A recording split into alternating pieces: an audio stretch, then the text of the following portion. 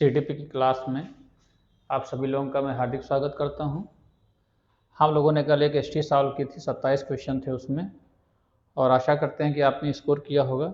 आज हम लोग एक टॉपिक पे आते हैं। सीटीपी का एक महत्वपूर्ण टॉपिक है बुद्धि।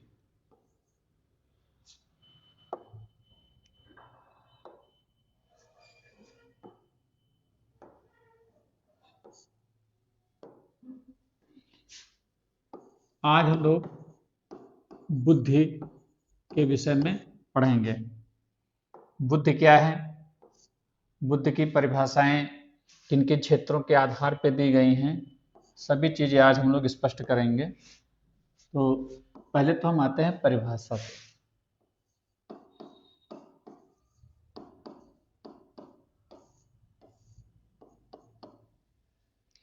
देखिए, परिभाषा के बारे में अगर हम कहेंगे तो बुद्धि की बहुत सारे मनोवैज्ञानिकों ने अलग अलग परिभाषा दी है और सबकी परिभाषाओं में कुछ न कुछ भेद है। इसकी कोई सर्वमान्य परिभाषा नहीं है। यह हम कह सकते हैं सर्वमान्य परिभाषा का क्या है, अभाव है बुद्धि की। तो ये विसंगति बहुत वर्षों तक चलती रही कि बुद्धि को हम किस आधार पे इसको परिभाषित करें। तो लोगों ने अलग अलग रूप में इसको परिभाषित किया। एक मनोवैज्ञानिक फ्रीमैन थे। इन्होंने क्या किया, बुद्धि की बहुत सारी परिभाषाओं का अध्ययन किया। इन्होंने क्या किया, कई परिभाषाओं का अध्ययन किया और निष्कर्ष निकालने की कोशिश की कि बुद्धि की परिभाषा किन किन आधार पे अभी तक दी गई है। तो यहाँ पर अध्ययन करके इन्होंने बताया कि अभी तक की जो बुद्धि को 3 आधार पर परिभाषित किया गया है, जो कि निम्नवत है। 3 आधार पर परिभाषित किया गया है। अर्थात हम कह सकते हैं कि फ्रीमैन एक ऐसे मनोवैज्ञानिक थे जो बुद्धि की जो भी परिभाषाएं थी उनका बहुत ही गहन रूप से अध्ययन किया, विश्लेषण किया और बताया कि बुद्धि को 3 आधार पर परिभाषित किया गया है। किसके द्वारा? मनोवैज्ञानिकों के द्वारा। अब वो 3 आधार कौन कौन से हैं उसकी हम लोग चर्चा करते हैं। तो पहला आधार इन्होंने बताया कि बुद्धि को एक आधार बताया सीखने की योग्यता। किसके कहा? एक तो इसे सीखने की योग्यता बुद्धि है, इस आधार पर परिभाषित किया गया है। और दूसरा बताया कि कुछ मनोवैज्ञानिकों ने बुद्धि को समायोजन की योग्यता बताया है। क्या बताया है? समायोजन की योग्यता बताया है। अब जो तीसरी कैटेगरी है, उन्होंने बताया कुछ मनोवैज्ञानिक ऐसे भी हैं जिन्होंने बुद्धि को अमूर्त चिंतन की योग्यता बताया। क्या बताया? बुद्धि अमूर्त चिंतन की योग्यता है।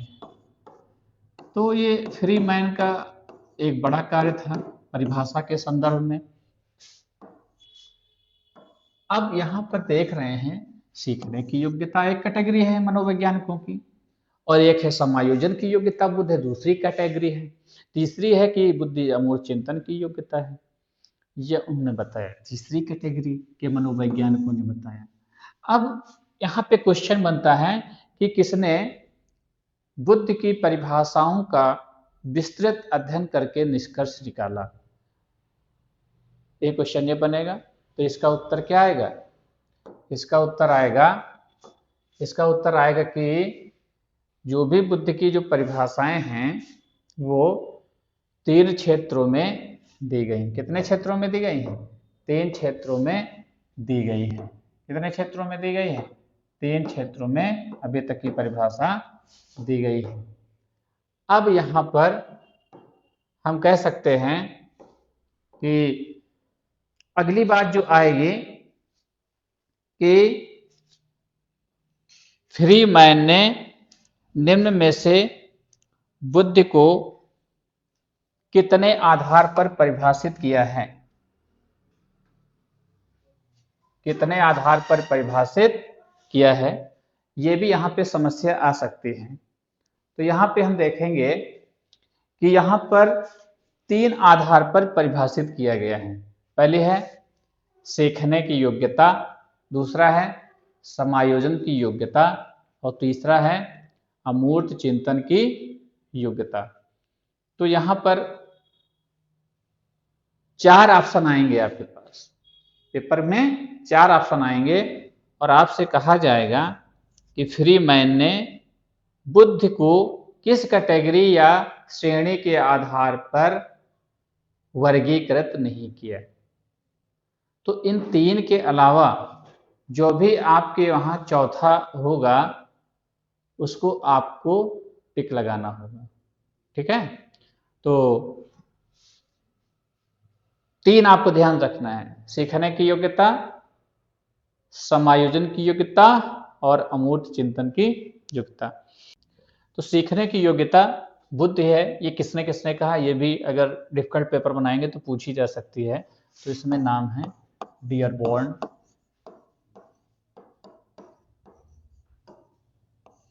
ठीक है। ये नाम थोड़ा आपको कठिन लगेंगे लेकिन 2-4 बार आप पढ़ेंगे तो आपको जो है बहुत ज़्यादा दिक्कत नहीं होगी, ठीक है।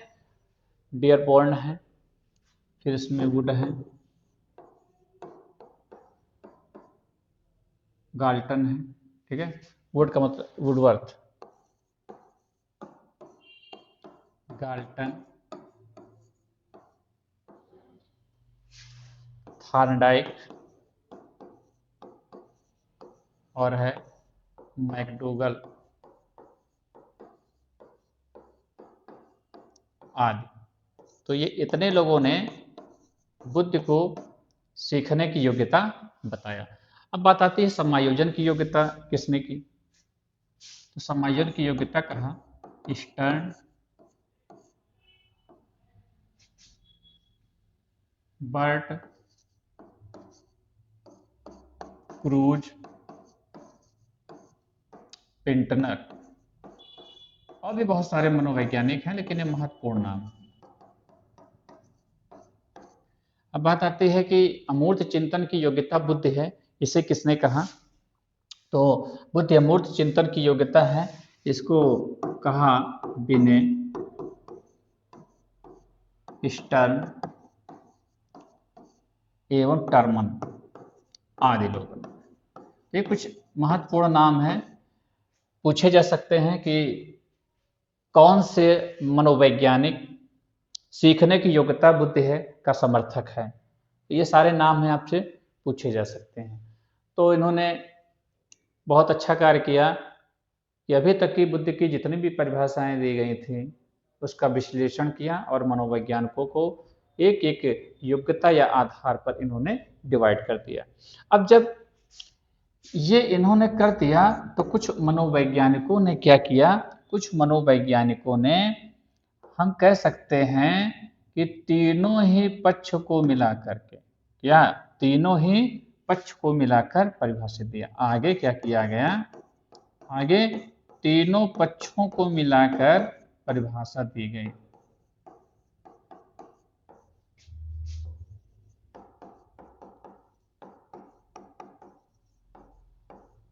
परिभाषा दी गई। और ये कौन कौन से मनोवैज्ञानिक थे, तो इसमें थे स्टोडार्ड,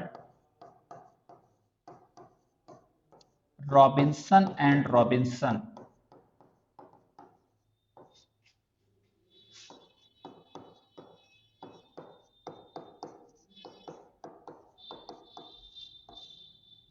इन लोगों ने क्या किया कि तीनों पक्षों को मिला करके परिभाषित किया। तो क्वेश्चन पूछा जाता है रॉबिन्सन एंड रॉबिन्सन ने बुद्ध की परिभाषा किस आधार पर दी है। 3 ऑप्शन दिए होंगे, चौथा होगा इनमें से सभी, तो आपको इनमें से सभी जाना है, ठीक है। क्वेश्चन कैसे पूछेंगे यह भी हमने आपको बता दिया है। अब हम लोग एक नाम और आता है इसी में, एक मनोवैज्ञानिक थे वेशलर। वेशलर ने भी इन तीनों पक्षों को मिलाकर अपनी बुद्धि की परिभाषा दी। तो अगर हम इन चीजों को समझते हैं तो बुद्धि को अगर हम परिभाषित करना चाहें तो हम किस आधार पर परिभाषित करेंगे, आइए देखते हैं। आप लोग इसका स्क्रीनशॉट ले लीजिए। चलिए अब हम परिभाषा बनाते हैं। हम कह सकते हैं कि बुद्धि क्या है। तो कहा गया, हम एक सर्वमान्य परिभाषा, बुद्धि विभिन्न मानसिक योग्यताओं का समूह है। यानी कि इसमें कोई एक मानसिक योग्यता नहीं है, इसमें बहुत सारी मानसिक योग्यता आएंगी। मानसिक योग्यताओं का समूह है।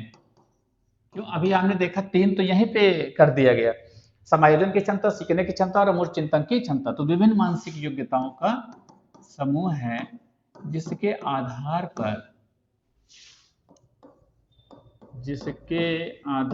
पर कोई व्यक्ति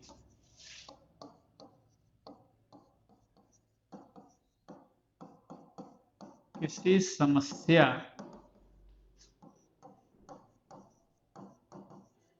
को समझता है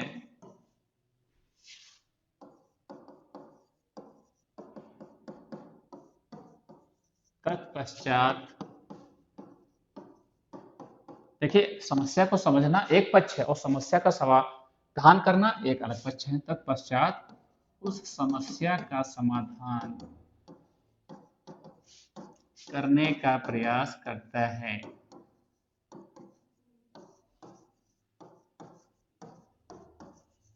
ये आपकी कुछ परिभाषा ऐसे निकल के आई।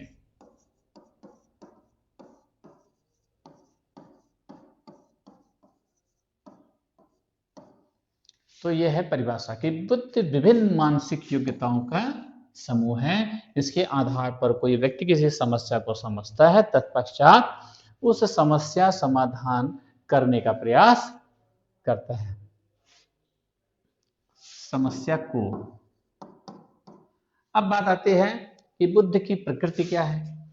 अगर हमको किसी चीज को बेहतर ढंग से समझना है तो इसकी प्रकृति या विशेषता को भी हमको समझना पड़ता है। तो इसकी प्रकृति या विशेषता क्या क्या है, ये थोड़ा जान लेते हैं।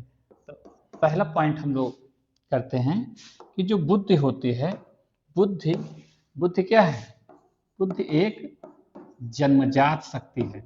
बुद्धि कैसी शक्ति है, जन्मजात क्षमता है। यानी कि जब व्यक्ति पैदा होता है तो उसके अंदर बुद्धि होता है। हाँ, बुद्धि का विकास जो है विभिन्न अवस्थाओं में अलग अलग होता है। यानी कि बुद्धि तो होगी लेकिन अभी बुद्धि का विकास नहीं होगा। बच्चा जब लेगा तो धीरे धीरे उसके बुद्धि का विकास होगा। तो बुद्धि क्या है, जन्मजात है और इसे अपनी तरफ से घटाया या बढ़ाया नहीं जा सकता। घटाया या बढ़ाना क्या है, संभव नहीं है। हम अपनी तरफ से चाहे बुद्धि को घटा बढ़ा दे तो नहीं कर सकते, क्योंकि ये अर्जित नहीं है। बुद्धि क्या है, जन्मजात शक्ति है आपकी। तो बुद्धि जन्मजात शक्ति है, ये बात तो सही है। लेकिन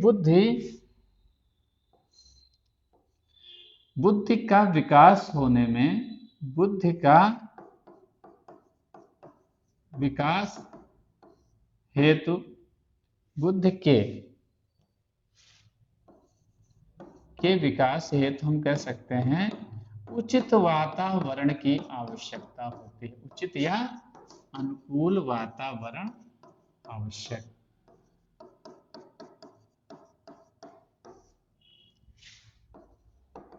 देखिए बुद्धि जन्मजात है, लेकिन बुद्धि का विकास होने के लिए अनुकूल वातावरण का होना बहुत ही आवश्यक है। अगर प्रतिकूल वातावरण रहेगा तो बुद्धि का विकास उतनी बेहतर ढंग से नहीं हो पाएगा। तीसरा हम कहते हैं बुद्धि जो होती है, बुद्धि का जो विकास होता है वो जन्म से लेकर कब तक होता है, जन्म से लेकर 16 या 18 वर्ष, जब तक आदमी परिपक्व नहीं हो जाता है का विकास जन्म से 16 या 18 वर्ष की अवस्था तक होता है।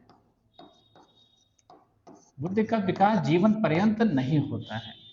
हम कह सकते हैं शैशवावस्था के अंतिम वर्षों में वो बुद्धि के जो भी मैक्सिमम रेट है उसको वो प्राप्त कर लेता है। और अध्ययनों द्वारा ये भी पता चला है कि जो बुद्धि का व्यक्तित्व से गहरा संबंध है। बुद्धि का किससे संबंध है, व्यक्तित्व का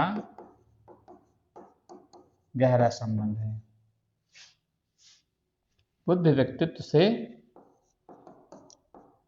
गहन रूप से संबंधित है। यानी कि हम कह सकते हैं जिसकी बुद्धि अच्छी होगी उसका व्यक्तित्व भी बेहतर होगा अन्य की तुलना में।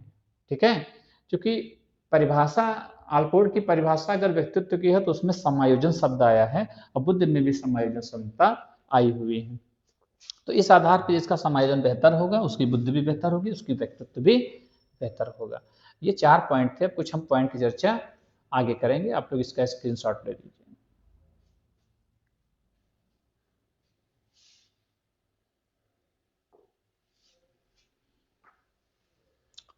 5वें पॉइंट पे आते हैं कि बुद्धि का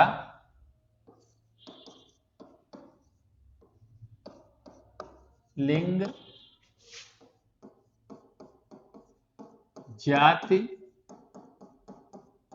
एवं धर्म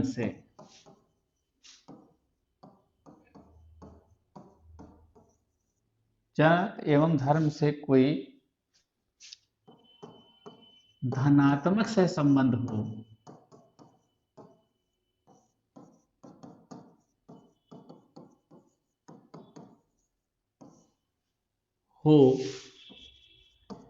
यह आवश्यक नहीं है।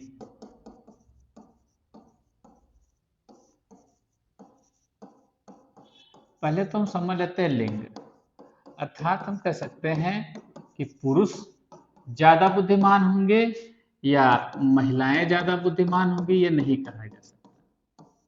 ठीक है, पुरुष अधिक बुद्धिमान महिलाओं से होंगे या महिलाएं अधिक बुद्धिमान पुरुष से होंगे, ये नहीं कहा जा सकता, क्योंकि कोई भी महिला या पुरुष दूसरे महिला या पुरुष की तुलना में ज्यादा बुद्धिमान हो सकते हैं या कम भी हो सकती हैं। तो ये पुरुष के पास एक बार क्वेश्चन पूछा गया है कि पुरुषों की बुद्धि महिलाओं से ज्यादा होती है या महिलाओं की बुद्धि पुरुषों से ज्यादा होती है, यह कथन है। तो यह जो कथन है वो लैंगिक पक्षपात से संबंधित है। ऐसा मनोविज्ञान नहीं कहता कि लिंग के आधार पर महिलाओं के पास पुरुषों से ज्यादा बुद्धि है या इसका अपोजिट। ठीक है, ये क्या है, लैंगिक पक्षपात है। अब देखते हैं जाति एवं धर्म,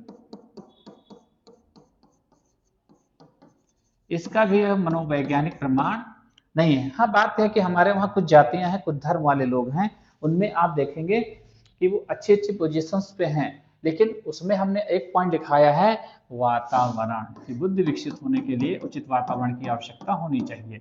यानी कि जो अगली जातियां हो सकती हैं कि पिछड़ी जातियां भी सक्षम होंगी, ये हम कह सकते हैं। इसमें अगड़ी जातियां होंगी, पिछड़ी नहीं होंगी, पिछड़ी होंगी अगड़ी नहीं होंगी, ऐसा हम नहीं कह सकते। कोई भी धर्म का व्यक्ति बुद्धिमान भी हो सकता है, मूर्ख भी हो सकता है। किसी विशेष धर्म में ही बुद्धिमान या मूर्ख होंगे हम नहीं कह सकते। क्यों? वातावरण का प्रभाव पड़ता है। जैसे मान लीजिए कारपेंटर का बच्चा है तो वो अन्य बच्चों की तुलना में वो बेहतर ढंग से अपना कार्य कर लेगा क्योंकि उसने वातावरण देखा है। इसी प्रकार अगर कोई पुरोहित का कार्य कर रहा है तो उसका बच्चा उसको देखता है, उसके अंदर एक वातावरण चारों ओर रहता है, इसलिए वो चीजों को आसानी से व्यवहार में सीख जाता है। ठीक है, ये मिसकंसेप्शन है आपका। छठे पॉइंट पे आते हैं। यहां पे हम कह सकते हैं बुद्धि, और दूसरा पॉइंट ले लेते हैं बुद्धि के साथ अगर हम स्मरण शक्ति देखें, स्मरण शक्ति, इसके बीच भी धनात्मक सहसंबंध का होना आवश्यक नहीं है। धनात्मक सहसंबंध होना आवश्यक नहीं है। इसका क्या मतलब है? इसका मतलब यह है कि जिसकी बुद्धि ज्यादा होगी उसकी स्मरण शक्ति भी ज्यादा होगी, यह कोई जरूरी नहीं है। जैसे मान लीजिए प्रतिभाशाली बालक है तो आप सोच रहे होंगे कि इसकी बुद्धि के साथ साथ इसकी स्मरण शक्ति भी बहुत ज्यादा होगी, तो कई बार हो सकता है, कई बार नहीं भी हो सकता है, क्योंकि धनात्मक से संबंध होना आवश्यक नहीं है। क्या है? नहीं है, यानी कि हो भी सकता है, नहीं भी हो सकता। कई बार देखा गया व्यक्ति प्रतिभाशाली था लेकिन उसकी स्मरण शक्ति सामान्य के आसपास थी या सामान्य व्यक्ति के आसपास थी। ठीक है, तो ऐसे कथन में क्वेश्चन पूछा जा सकता है कि निम्न में से कौन सा कथन सही है। तो इन पॉइंट्स का आप लोग ध्यान रखेंगे तो आपका क्वेश्चन गलत नहीं होगा। ठीक है, और अगला है कि बुद्धि और ज्ञान में क्या होता है? अंतर होता है। बुद्धि और ज्ञान में क्या होगा? अंतर। क्या अंतर है? बुद्धि जो होती है वो आपकी जन्मजात है, और ज्ञान क्या है? ज्ञान आपका अर्जित है। दोनों में संबंध भी है। हम बुद्धि के द्वारा अधिकाधिक ज्ञान अर्जन कर सकते हैं। बुद्धि द्वारा अधिकाधिक ज्ञानार्जन किया जा सकता है।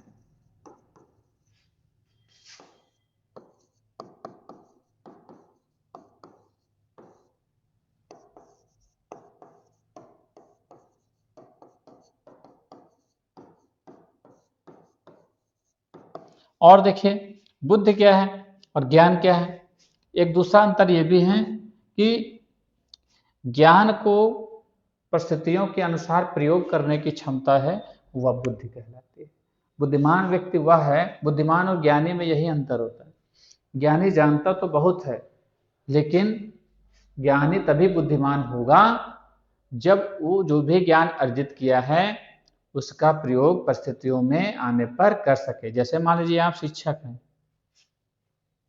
आप ज्ञानी भी हो सकते हैं और ज्ञानी के साथ बुद्धिमान भी हो सकते हैं। एक ऐसा शिक्षक जो बहुत सारे सिद्धांतों को पढ़ा है लेकिन वो अपने कक्षा में अप्लाई नहीं कर पा रहा, और एक ऐसा शिक्षक है जिसने बहुत सारा ज्ञान लिया हुआ है ट्रेनिंग के दौरान और अपने ज्ञान का बढ़िया कुशलतम प्रयोग अपनी कक्षा में कर रहा है। उसकी कक्षा बिल्कुल मनोवैज्ञानिक ढंग से चल रही है, अनुशासन की समस्या है नहीं, बढ़िया टीचिंग लर्निंग प्रोसेस चल रही है। तो यानी कह सकते हैं उस टीचर में ज्ञान के साथ साथ बुद्धि भी है। तो ये हमारे कुछ पॉइंट थे बुद्धि की प्रकृतियाँ विशेषता के तौर पर। अब हम लोग आते हैं बुद्धि के प्रकार। ठीक है, आप लोग इसका स्क्रीनशॉट ले लें।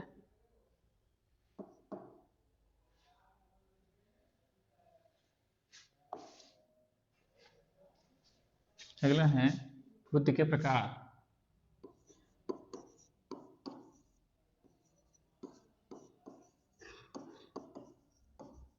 जो बुद्धि के प्रकार हैं वो गैरेट मनोवैज्ञानिक है, एक मनोवैज्ञानिक है थॉर्नडाइक। कौन है? थॉर्नडाइक। ये तीनों ही लोगों ने, पहले गैरेट ने बताया कि बुद्धि तीन प्रकार की होती है, मूर्त बुद्धि और अमूर्त बुद्धि, और तीसरा बताया सामाजिक बुद्धि। कौन सी बुद्धि? सामाजिक बुद्धि।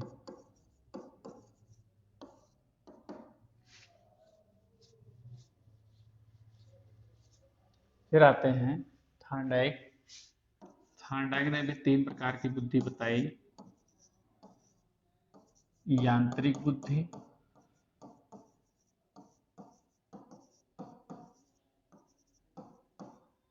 फिर अमूर्त बुद्धि, फिर सामाजिक बुद्धि।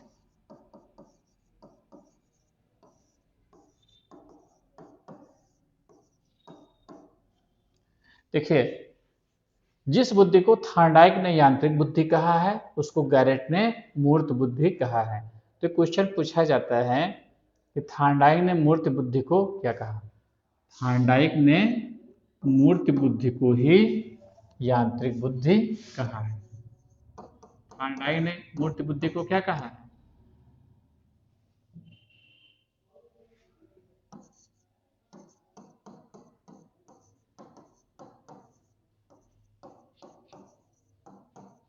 यांत्रिक बुद्धि कहा है। ये क्वेश्चन भी पूछा जाता है। बात वही है, केवल किसी ने इसको मूर्त कह दिया, किसी ने अमूर्त कह दिया, किसी ने यांत्रिक कह दिया, किसी ने मूर्त कह दिया, और इससे पे क्वेश्चन बन गया। पूछा जाएगा कि मूर्त बुद्धि को थार्डाइक ने क्या कहा है, तो मूर्त बुद्धि को थार्डाइक ने यांत्रिक बुद्धि कहा है। अब देखिए मूर्त बुद्धि क्या है और अमूर्त बुद्धि क्या है, इसको समझते हैं। पहले हम लोग हेडिंग डालते हैं मूर्त बुद्धि। इसको हम लोग कंक्रीट इंटेलिजेंस कहते हैं, मूर्त बुद्धि। देखिए मूर्त बुद्धि क्या है।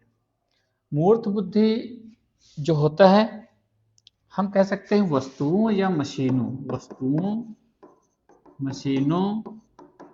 यंत्रों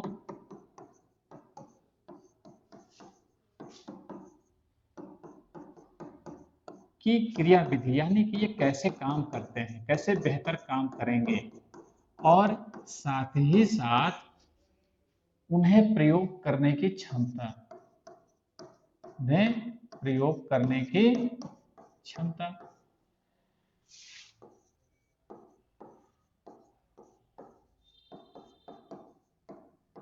क्षमता ही क्या है, मूर्त बुद्धि है। क्या है, मूर्त बुद्धि है।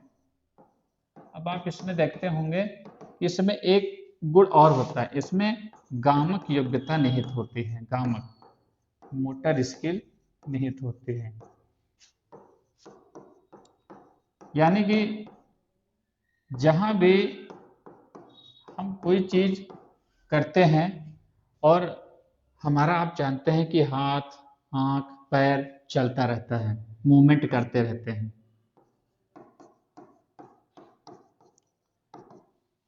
तो गामक योग्यता भी यहाँ पे निहित रहती है। लगभग सभी छोटी बड़ी कलाएं हैं या उपकरण के प्रयोग करने में आप समझते हैं कि कुछ न कुछ मसल्स का मूवमेंट होता रहता है। अब मूर्त बुद्धि प्रधान जो होते हैं, मूर्त बुद्धि प्रधान लोग कौन कौन होते हैं, मूर्त बुद्धि प्रधान लोग, इसको हम उदाहरण कह सकते हैं।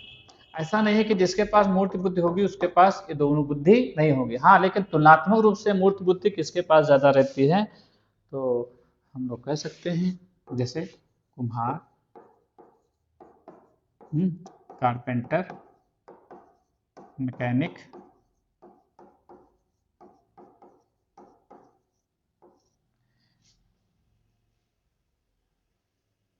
और राजगीर वगैरह जो होते हैं, राजगीर स्त्री जिसको हम लोग कहते हैं, लेकिन सही शब्द क्या है, राजगीर।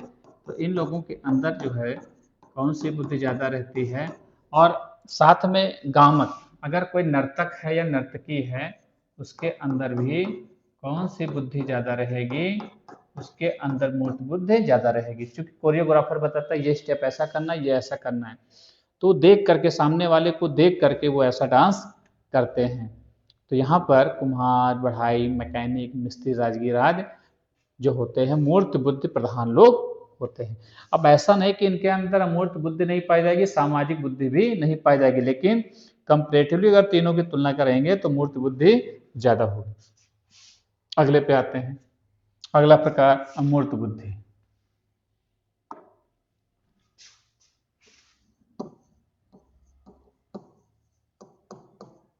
ये जो बुद्धि होती है ये कल्पना प्रधान बुद्धि है। ये कैसी बुद्धि है, ये कल्पना प्रधान बुद्धि है, और ये साथ ही साथ क्या है, यह सर्वश्रेष्ठ बुद्धि है। क्या है, सर्वश्रेष्ठ बुद्धि।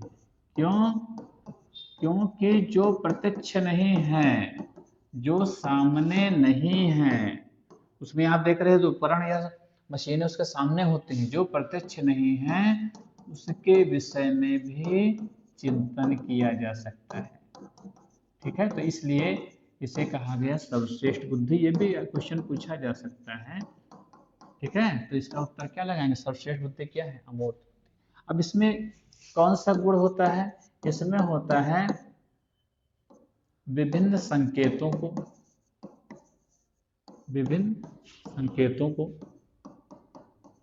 संकेतों का मतलब क्या होता है, जैसे वो गणितीय भी हो सकते हैं, शाब्दिक भी हो सकते हैं, गणितीय एवं शाब्दिक।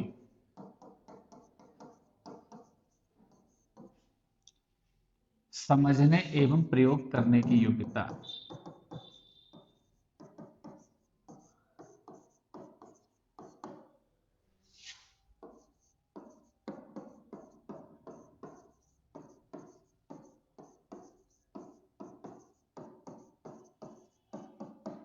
और यह जो बुद्धि है कल्पना प्रधान है, और कल्पना के द्वारा ही जो प्रत्यक्ष नहीं है उसके विषय में क्या किया जा सकता है, चिंतन किया जा सकता है। अब अमूर्त बुद्धि प्रधान लोग कौन कौन से हैं, इनके उदाहरण देखते हैं। जैसे आप जानते हैं दार्शनिक, क्या होगा, दार्शनिक होगा, और क्या होगा, गणितज्ञ होगा, दार्शनिक हो जाएगा, फिर क्या हो जाएगा, गणितज्ञ हो जाएगा। ये सब लोग क्या होते हैं, अमूर्त बुद्धि वाले होते हैं। वैज्ञानिक भी हो जाएंगे, ठीक है, दार्शनिक हो गए, गणितज्ञ हो गए, वैज्ञानिक हो गए। जैसे एक इंजीनियर के अंदर दोनों प्रकार की बुद्धि रहती है। वो मूर्त बुद्धि भी होता है जो कि मशीन का निर्माण किया है, तो उसके अंदर कुछ कल्पनाएं रहेंगी, कुछ एजम्पशन रही होंगी, इसलिए उसके अंदर क्या है, अमूर्त बुद्धि भी होगी। ठीक है, तो ये मूर्त बुद्धि के लोग हो गए। तीसरा हम लोग आते हैं सामाजिक बुद्धि पे। सामाजिक बुद्धि क्या है, सोशल इंटेलिजेंस इसे कहा जाता है। देखिए सामाजिक बुद्धि क्या है, सामाजिक बुद्धि का जो तात्पर्य है, विभिन्न व्यक्तियों को समझने। आप जानते हैं कि समाज में हेटेरो रूप में व्यक्ति रहते हैं, प्रत्येक व्यक्ति दूसरे से भिन्न होता है, तो विभिन्न व्यक्तियों को समझने, और हम कितनी जल्दी किसी को समझ पा रहे हैं, किसी को भांप पा रहे हैं।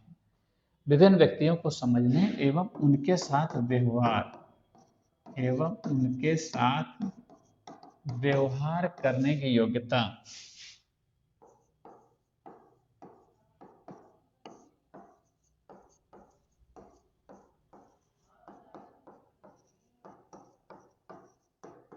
सामाजिक बुद्धि कहलाती है।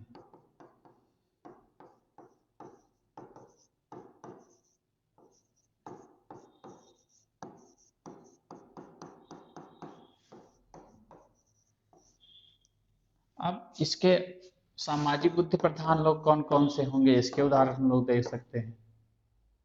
उदाहरण जैसे आप देखते होंगे नेता, है ना, नेता लोग क्या होते हैं, या हम कह सकते हैं समाज सुधारक,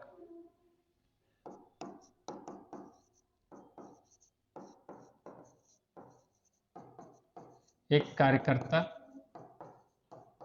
उसके अंदर जो है सामाजिक बुद्धि ज़्यादा होती है, लोगों को जोड़ता है, और इनकी अहमियत पार्टी में बहुत ज़्यादा होती है। कार्यकर्ता के नेता हो गए, समाज सुधारक हो गए कार्यकर्ता, और एजेंट लोग, है ना, बीमे के एजेंट हो गए, वो भी बड़े लुभावनी लुभावनी बातें कर कर जो है लोगों को प्रभावित करते हैं। तो ये सब लोग क्या हैं, और हम शिक्षक को भी शामिल कर सकते हैं। एक शिक्षक मूर्त बुद्धि का भी हो सकता है, अगर वो किसी मशीनरी निर्माण में कुछ सिखा रहा है तो उसके अंदर मूर्त बुद्धि भी होगी, अमूर्त बुद्धि होगी। और अगर वो कहीं नेतृत्व जब करने लगता है तो उसकी सामाजिक बुद्धि होता है, और जो शिक्षक होता है वो कक्षा का, विद्यालय का नेतृत्व करता है, और समाज के व्यक्तियों के साथ भी इंटरेक्ट होता है, अपनी जिम्मेदारियों को निभाता है, तो शिक्षक भी इसमें आ जाते हैं। शिक्षक तीनों में कॉमन होंगे।